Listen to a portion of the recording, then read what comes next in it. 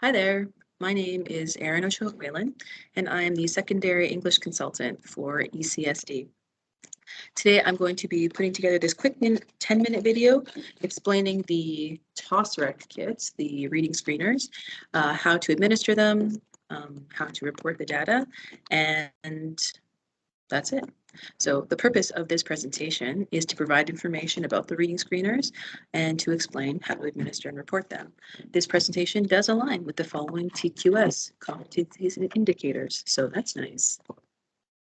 Before we begin, I just wanted to remind whoever's watching, staff, administration, that this is not an English language arts initiative, even though I am the English language arts consultant.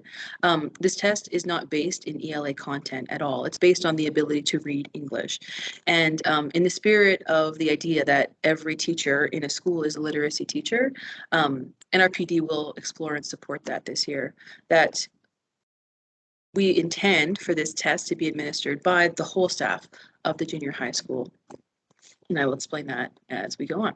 So the purpose of the TOSREC reading screener is to assess the silent reading of connected text for comprehension. Any school subject that requires silent reading then would benefit from this data. And we know that that includes pretty much every subject that a student will experience in a junior high school. So there's that. And the purpose is also to identify those students who require further reading intervention and support.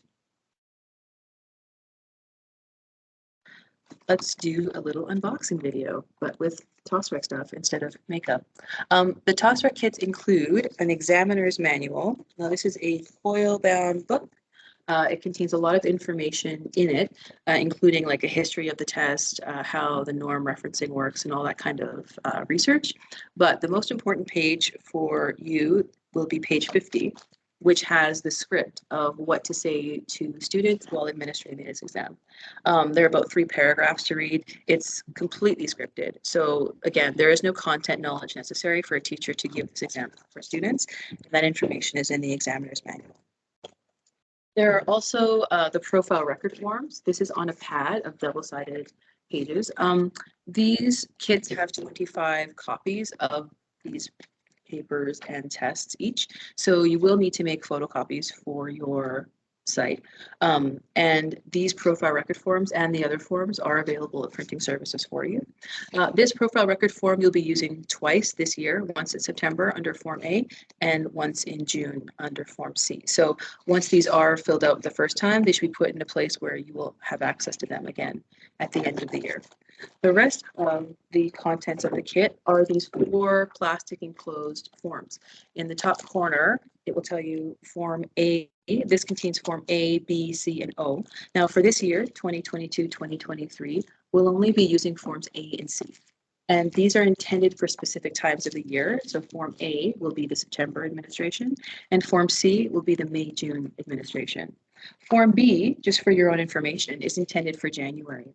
Now, if there are students at your school site that you want to keep a closer eye on seeing if their reading levels are improving, you are free to administer this Form B in January or around that middle of the year time.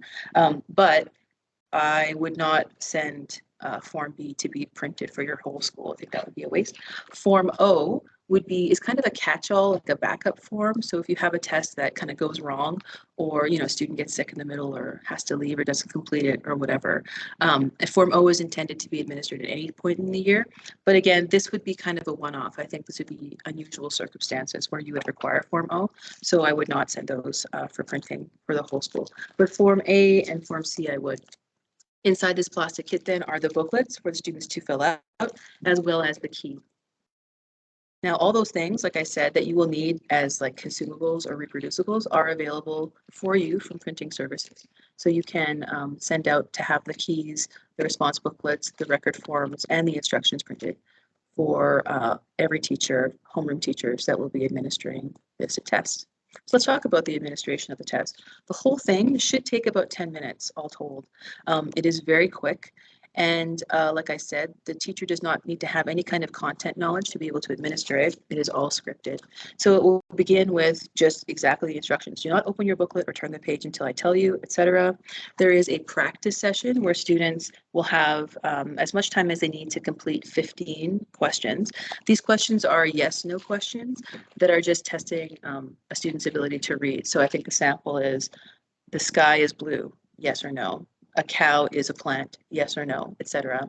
So for the first practice one, to kind of get them in the rhythm of answering those things, they can go for the full 15 questions. And then there are then instructions to begin the actual test. The test itself is a 3-minute maximum. So what we're seeing is how far a student can accurately get into the test. There are a total, I think, of 70 or so statements. So I believe it would be, exceptional for a student to finish the booklet in 3 minutes. But there are even instructions, close your booklet. At the end, I will come around and collect all the booklets, and that's it, done.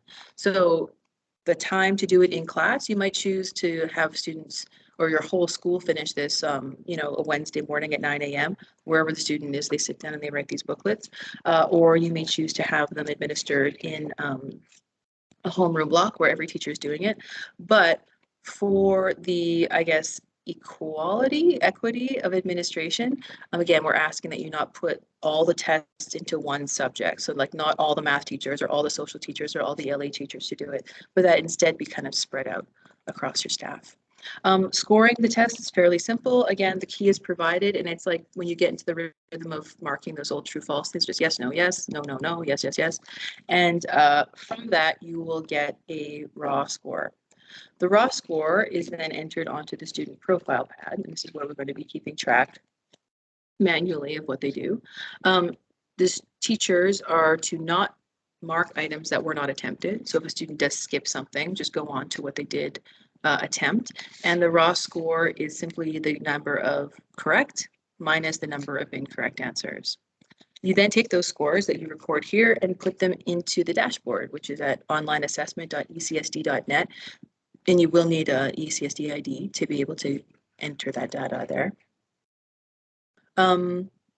This is just kind of like a explanation of the timeline. So again, the first deadline is at the end of September for Form A, and then the second deadline is at the end of the year for Form C.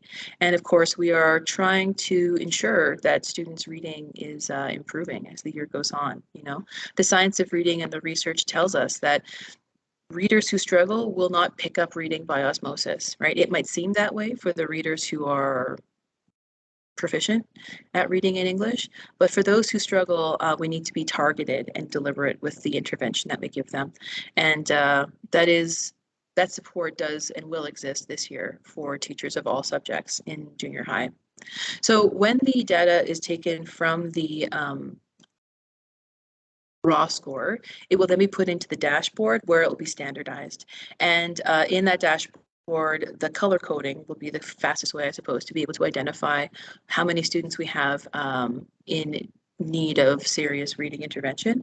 Now, that intervention can take a few forms. It isn't just teaching the student. It is also testing more to identify exactly what the issue would be. And that's where the test of word reading efficiency comes in and the test of word reading fluency comes in. So anyway, once that data is entered into the dashboard, though, the data collection aspect of it is finished. So like I mentioned, they will color code. The student who is 90 or above will be green or blue. They're proficient. We don't really have to worry too much about intervening to help them improve. The students who are 90 or below, though, would be below average or poor. And so those are the students who will require further support.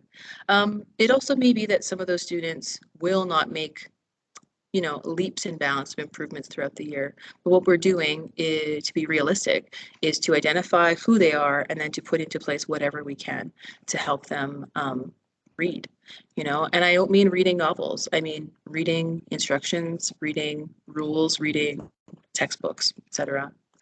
There are Thursday afternoon PDs planned for the support of teachers on the part of the curriculum consultants. So those are posted there October 13th, November 17th, and January 26th. We encourage your entire staff to attend. There will be subject-specific information for everyone, from LA to social to science to CTF and music, because again, it is important that all staff be involved in the creation, I guess, of readers. And I believe that is all. So if you have any questions, please feel free to send me an email or Teams message. And thank you very much. I'll see you on October 13th.